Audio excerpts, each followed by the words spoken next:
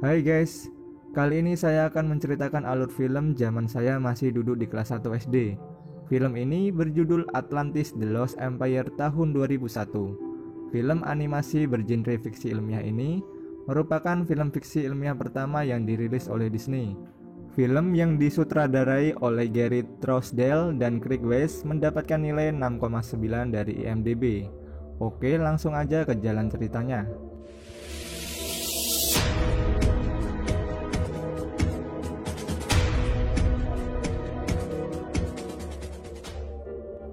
Dahulu kala, dikisahkan sebuah negeri yang makmur dan sejahtera bernama Atlantis diterjang bencana tsunami yang sangat dahsyat. Semua penduduk Atlantis berhamburan menyelamatkan diri. Sang ratu yang memiliki seorang anak bernama Kidai mengucapkan selamat tinggal kepada anaknya. Dia rela berkorban untuk menyelamatkan rakyatnya.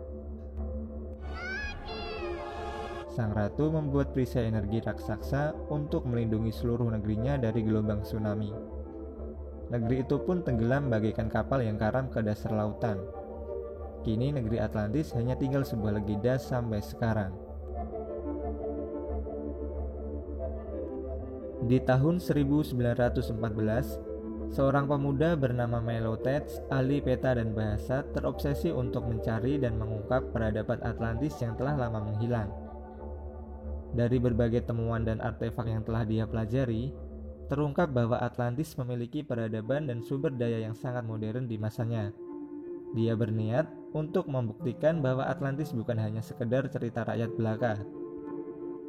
Kunci dari keberadaan Atlantis terdapat pada buku berjudul Shipper Journal yang berisi pengetahuan dari negeri Atlantis, ditulis oleh catatan tangan orang Atlantis asli. Kini buku tersebut berada di negara Islandia. Milo terkenang masa kecilnya dengan kakeknya yang juga seorang ahli peta. Semasa hidup kakeknya didedikasikan untuk mencari negeri Atlantis. Milo mendapatkan surat penolakan proposal dari pihak museum tempatnya bekerja. Milo kemudian pergi menemui Mr. Harcourt untuk mempertimbangkan keputusannya. Pihak museum tak bisa mendanai ekspedisi mencari Atlantis tanpa fakta dan bukti yang pasti. Milo tak putus asa untuk meyakinkan Harcourt. Dia mengancam akan berhenti dari museum jika proposalnya tak disetujui. Tapi yang dia dapat hanyalah penghinaan. Milo pun pulang dengan perasaan kecewa. Di dalam rumah, seorang wanita bernama Helga diperintah untuk mengajak Milo bertemu dengan atasannya. Dibawalah dia ke kediaman Wedmore. Ternyata Wedmore adalah sahabat baik dari kakeknya sejak kecil. Alasan Wedmore meminta Milo datang ke rumahnya adalah untuk menyampaikan wasiat dari kakeknya yang telah lama meninggal.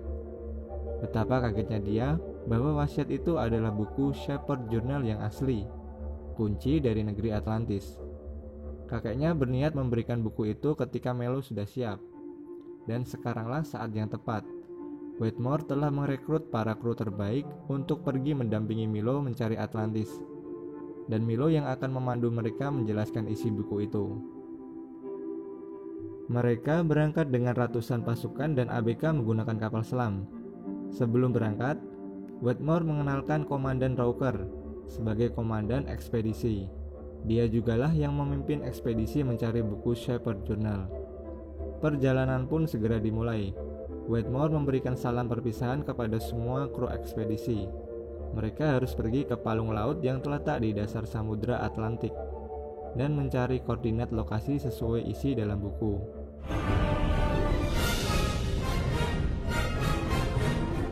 Milo mulai menjelaskan letak lokasi Atlantis.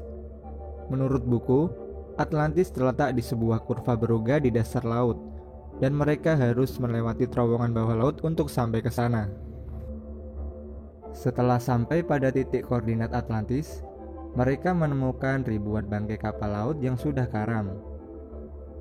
Dan tiba-tiba terlihat sesuatu bergerak di sekitar kapal. Kemudian terdengar suara menggeram yang sangat keras.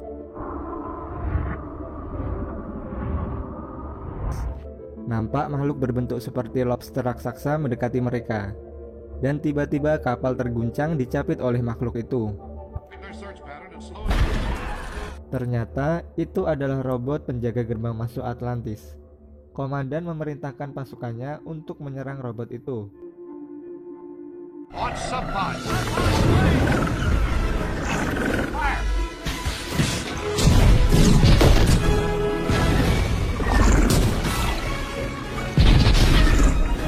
Tapi robot itu memiliki serangan laser yang hebat.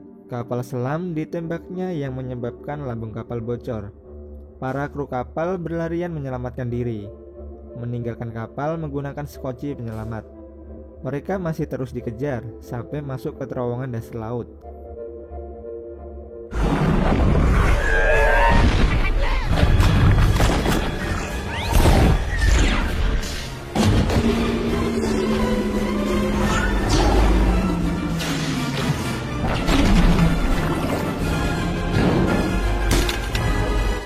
Beruntungnya sebagian kru kapal masih selamat dan sampai di bekas reruntuhan negeri Atlantis.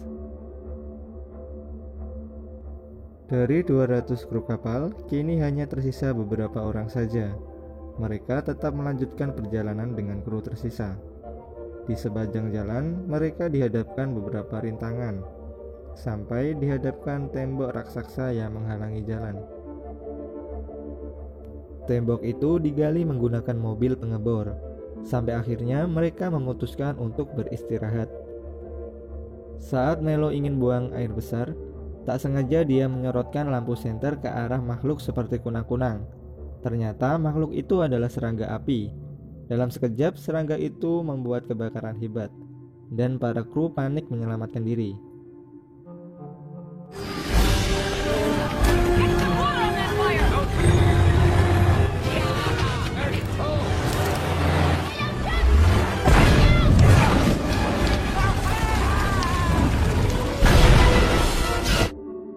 Saat pergi, jembatan yang mereka lewati ambrol tertimpa batu, membuat mereka semua terperosok jatuh ke bawah jurang. Semua kru masih selamat. Mereka sekarang berada di lempengan magma yang telah membeku dari gunung berapi yang masih aktif. Milo yang terpisah dihampiri suku bulu-bulu, suku asli Atlantis. Seorang wanita dari suku itu mencoba mengobati luka Milo. Wanita itu adalah Kida, anak kecil yang kita lihat di awal scene tadi. Dan sekarang dia sudah berusia 8.000 tahun. Ketika mendengar suara para kru yang sedang mencari Milo, suku Atlantis itu pergi melarikan diri. Milo mencoba mengejar mereka sampai akhirnya mereka semua tiba di sebuah tebing yang dikelilingi air terjun yang sangat indah. Mereka semua kagum dengan pemandangan yang mereka lihat. Para kru akhirnya berhasil menemukan negeri Atlantis yang selama ini terkubur di dalam pusat bumi. Kemudian, para suku tadi mendatangi mereka karena dianggap sebagai orang asing. Kida berbicara dengan bahasa pulu-pulunya. Milo yang ahli bahasa, mengerti bahasa Atlantis. Dia mencoba untuk berkomunikasi dengan Kida. Ternyata penduduk Atlantis juga tahu bahasa manusia permukaan. Karena nyambung dan menganggap para kru bukan ancaman, Kida mempersilahkan Milo dan para kru untuk masuk ke kota Atlantis menemui Yang Mulia Raja.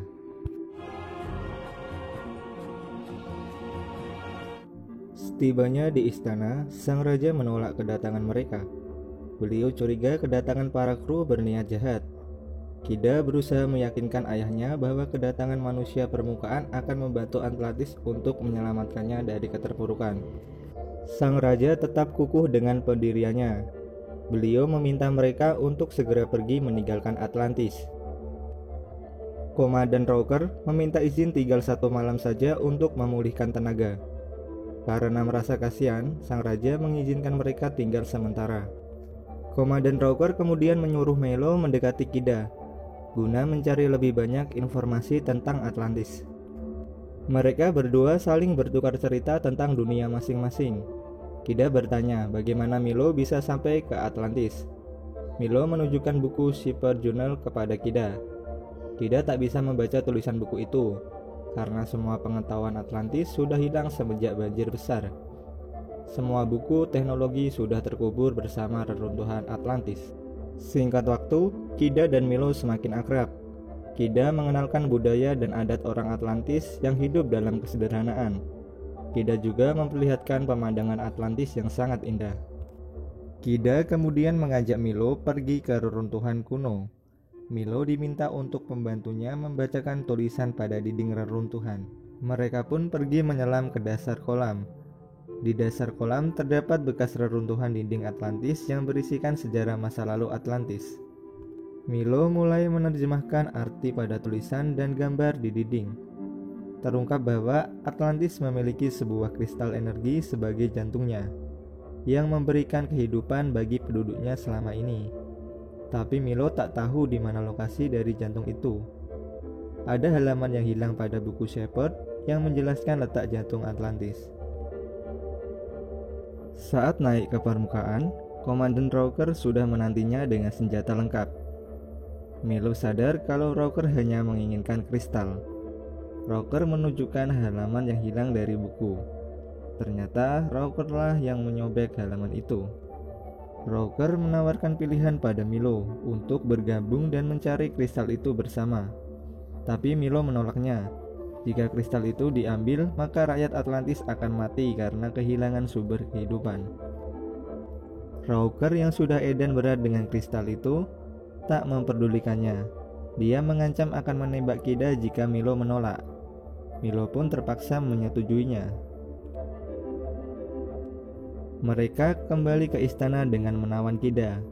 Semua kru menggeledah seluruh tempat. Di buku dijelaskan jantung Atlantis terletak di mata raja. Raja kemudian diinterogasi. Karena tak mau menjawab, dia dihajar sampai sekarat. Ketika duduk di singgasana sang raja, Roker menyadari letak dari jantung Atlantis dari sudut pandang raja. Selama ini, jantung Atlantis terletak di bawah tahta sang raja. Di dalamnya terdapat sebuah cahaya kristal yang dikelilingi topeng batu para raja terdahulu. Kida mendengar panggilan ibunya. Dia pun tak sadarkan diri dan pergi ke arah kristal. Kida terbang dan masuk ke dalam kristal itu. Seketika kristal itu menyatu dengan raga Kida dan mengambil seluruh kesadaran Kida. Roker langsung memasukkannya ke peti logam untuk dibawa pulang. Milo mencoba menghalangi, tapi malah dia dihajar oleh Roker. Para kru lain yang sadar kalau tindakan mereka salah, akhirnya berada di pihak Milo sekarang. Roker kemudian pergi meninggalkan mereka. Sang raja kini terbaring lemas menanti ajalnya. Dia menanyakan keberadaan dari anaknya dan mengakui kesalahan besarnya. Saat itu, energi kristal dimanfaatkan untuk membuat senjata demi menguasai dunia. Tapi kekuatan yang besar tak bisa dikontrol dan mengakibatkan Atlantis tenggelam. Dari peristiwa itu, sang raja menyembunyikan agar tak dimanfaatkan orang lain. Sang raja meminta Milo untuk menyelamatkan Atlantis dan putrinya. Dibantu penduduk Atlantis dan para sahabatnya, Milo pergi mengejar Roker. Roker mencoba pergi keluar melalui kawah dari gunung berapi menggunakan balon udara. Sebelum sempat keluar, Milo dan pasukannya datang menyerang. Terjadilah pertarungan antara pasukan Milo dan Roker.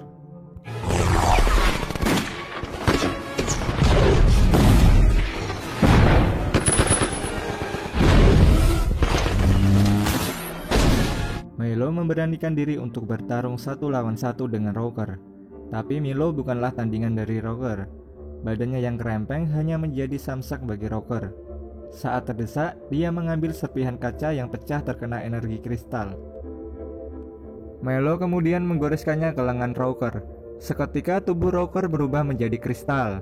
Karena tak mampu menahan energi dari kristal, tubuh Roker meledak menjadi debu. Milo jatuh ke bawah dan hampir saja tertimpa balon udara yang meledak. Karena tepat menghantam lapisan kawah yang labil, gunung api terpicu dan akan meletus untuk meluapkan magmanya. Sesegera mungkin mereka kabur dari sana. Tapi masalah tak berhenti di sini. Aliran magma yang keluar akan menerjang kota Atlantis. Milo mencoba mengeluarkan Kida dari kurungan, berharap dia bisa menghentikannya. Kida terbebas dan memanggil para arwah raja terdahulu untuk membantunya. Sesuatu yang sama yang dilakukan ibunya dulu. Kida membangunkan patung raksasa penjaga kota Atlantis. Mereka menciptakan sebuah perisai energi untuk melindungi kota. aliran magma yang besar menghantam Atlantis, tapi perisai pelindung mampu menahan magma itu.